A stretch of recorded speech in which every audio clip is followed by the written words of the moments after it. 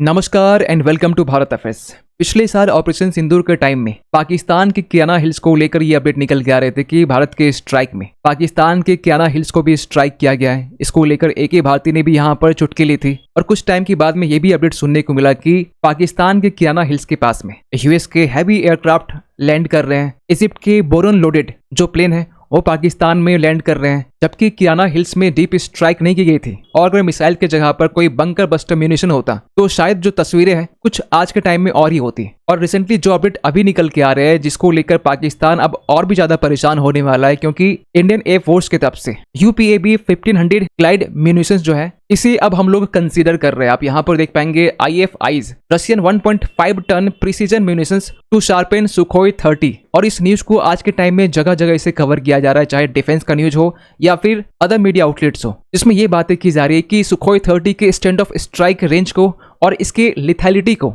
Boost करने के लिए हम लोग अपने सुखोई 30 में रशिया का जो UPAV 1500 ग्लाइड म्यूनिशंस जो है इसे हम लोग इंटीग्रेट करने वाले हैं। खैर इस पर तो हम लोग बात करेंगे, लेकिन आज से कुछ मंथ पहले इसी साल जनवरी की बात कर रहे हैं जब DAC की तरफ से डिफेंस एक्विजिशन काउंसिल की तरफ से इजराइल के स्पाइस 1000 प्रिसीजन म्यूनिशंस, आपको पहले ये डिस्क्लेमर दे दे कि यहाँ पर ये जो शब्द है ना इसके जगह पर हम लोग यहाँ पर म्यूनिशंस या फिर वेपन का यूज करेंगे due to YouTube community guidelines. तो आज से 3 मंथ पहले ही DAC की तरफ से 79,000 करोड़ के इजरायली स्पाइस 1000 वेपन्स के इंडक्शंस को लेकर यहाँ पर हरी झंडी दे दी गई थी। और रही बात भारत के बंकर बस्टर की, तो DRDO पिछले कुछ टाइम से गौरव लॉन्ग रेंज ग्लाइड वेपन के ऊपर में काम कर रहा है, जिसको लेकर पिछले साल नवंबर के टाइम में ये अपडेट निकल के आया कि फिलहाल अभी जो इसकी वेट है 1000 kg की, इसे अब यहाँ पर इंक्रीज करने की बात की जा रही है। आप यहाँ पर भी देख पाएंगे इंडियन डिफेंस रिसर्च विंग का आर्टिकल है, जिसमें भारत के लॉन्ग रेंज ग्लाइड वेपन की कैपेबिलिटीज को यहाँ पर इंक्रीज करने की बात की जा रही है। तो इन्हीं सब चीजों को लेकर हम लोग इस वीडियो में डिटेल से बात करने वाले, लेकिन बात करते हैं शुरुआत से। तो रिसेंटली हुआ यह कि इंडियन एयरफोर्स की तरफ से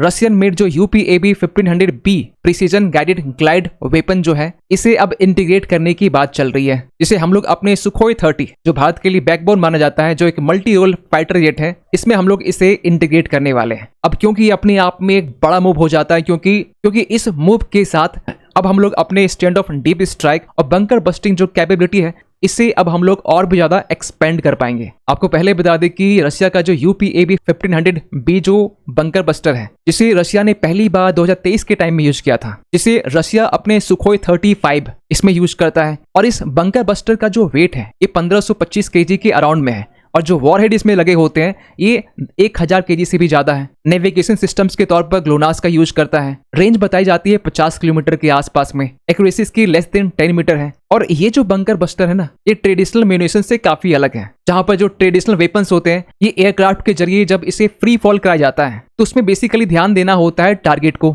और इसके लिए एयरक्राफ्ट को नजदीक से उड़ना पड़ता है। तो जो एयरक्राफ्ट है ये और भी ज्यादा वल्नरेबल हो जाता है, क्योंकि दुश्मन के जो एयर डिफेंस सिस्टम्स है इजिली अपने रडार से इसे डिटेक्ट कर सकता है। लेकिन जो UPAV है इसके बारे में कहा जाता है कि ये लॉन्च एंड लीव कैपेबिलिटी के बेसिस पर ही काम करता है। अगर एग्जाम्पल से समझे तो ये ट्रेडिशनल वेपन से काफी अलग है, क्योंकि ये एक तरह का ग्लाइड म्यूनिशंस है जिसमें बेसिकली विंग लगे होते हैं, और जब एयरक्राफ्ट से इसे फ्री फॉल कराया जाता है तो उसके जस्ट बाद में ये अपने विंग को डिप्लॉय करता है, जिसके कारण जो इसकी रेंज है और भी बढ़ जाती है। इसके बाद में जो नेविगेशन सिस्टम है जैसे कि ग्लोनास, इसके बेसिस पर टारगेट को ये लॉक करता है और फाइनली उस टारगेट को जाकर हिट करता है। ओनली हिट ही नहीं, ये 5 से 7 मीटर डेप्थ में पेनिट्रेट करने के बाद में जो इसमें वॉरहेड लगे होते हैं 1000 kg के, उसके बाद ये एक्सप्लोड करते हैं। तो इस ग्लाइड म्यूनिशन से पायलट की जो रिस्क है ये भी यहाँ पर कम हो जाती है, क्योंकि 50 किलोमीटर के डिस्टेंस के बाद में ये टारगेट को जाकर हिट करती है, जबकि ट्रेडिशनल में काफी क्लोज से यहाँ पर हिट करना होता है। तो इस कारण स्टैंड ऑफ स्ट्राइक जो कैपेबिलिटी है ये हमारी बढ़ जाती है। और कहा यह भी जाता है कि रशिया ने 2023 में पहली बार इसे रशिया यूक्रेन वॉर में डेब्यूट किया था, और 2024 से लेकर 26 तक में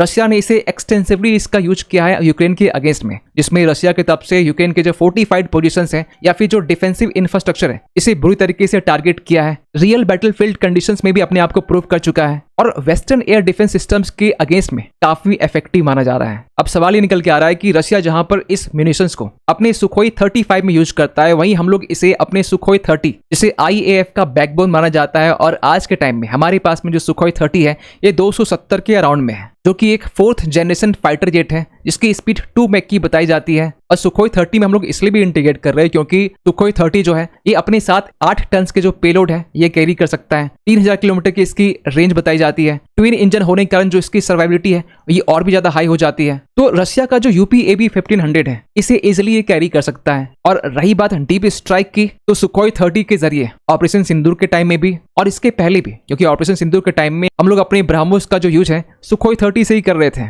और आज के टाइम में देखें तो हम लोग सुपर सुखोई के ऊपर में भी काम कर रहे हैं, जहां पर ऑलरेडी हम लोग 60,000 से लेकर 70,000 करोड़ एक मैसिव यहाँ पर अपग्रेड की जा रही है, करीब करीब 7.5 से लेकर 8 मिलियन के राउंड में, जिसमें हम लोग एडवांस्ड सुपर सुखोई को 80 के राउंड यहाँ पर प्रोक्योर करने वाले हैं। इसमें यह कहा जा रहा है कि इस नई सुपर सुखोई में इंडिजिनस विरूपक्ष जो एसर रडार है जो स्वदेशी है इसका यूज करने वाले हैं। डिजिटल कॉकपिट के साथ साथ जो एडवांस इलेक्ट्रॉनिक वॉरफेयर सूट्स हैं इसे भी हम लोग अपग्रेड करने वाले हैं अपने सुपर सुखोई में। अब सवाल ये निकल के आता है कि ये भारत के लिए इंपॉर्टेंट कैसे बन जाता है। पहली बात तो ये कि हमारे पास में नॉर्दर्न फ्रंट में चाइना है और वेस्टर्न फ्रंट में पाकिस्तान है। तो नॉर्दर्न फ्रंट में चाइना की हार्ड इंफ्रास्ट्रक्चर्स को डिस्ट्रॉय करने के लिए, चाहे अंडरग्राउंड बंकर्स हो, लॉजिस्टिक्स टनल्स हो, चाइना LAC के पास में या फिर अरुणाचल प्रदेश के पास में लगातार इसे बिल्ड कर रहा है, या फिर जो एयरबेस हो इसे डिस्ट्रॉय करने के लिए काफी सूटेबल है रशिया का UPAV 1500। इवन की पाकिस्तान की बात करें तो पाकिस्तान में जो डीप बंकर्स हैं, जो कमांड नोड्स हैं, एयरबेस से लेकर जो एम्युनिशन डिपोट्स हैं, इसे इजिली यहाँ पर डिस्ट्रॉय किया जा सकता है। और पिछले साल ऑपरेशन सिंदूर के टाइम में जब गलती से किराना हिल्स में जाकर हमारा जो मिसाइल्स है वो स्ट्राइक किया था,